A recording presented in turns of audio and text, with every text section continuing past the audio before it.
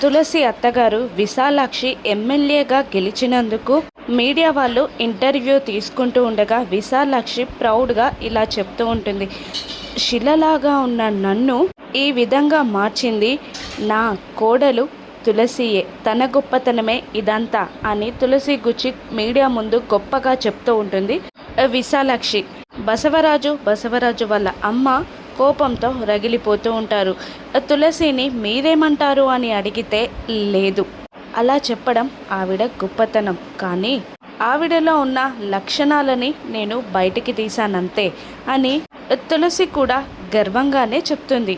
సిద్ధు తులసి మాటలకి సంతోషపడగా మళ్ళీ విశాలాక్షి మీడియాతో ఇలా చెప్తూ ఉంటుంది. మీకు ఒక గుడ్ న్యూస్ చెప్పాలి అని అనగానే ఏంటా అన్నట్టు అందరూ సంతోషంగా విశాలాక్షి వైపు చూస్తూ ఉండగా నా కోడలు తులసి తొందరలో పండంటి బిడ్డకి జన్మనివ్వబోతుంది అని చెప్పగానే తులసి సిద్ధు ఇద్దరు షాక్ అవుతారు.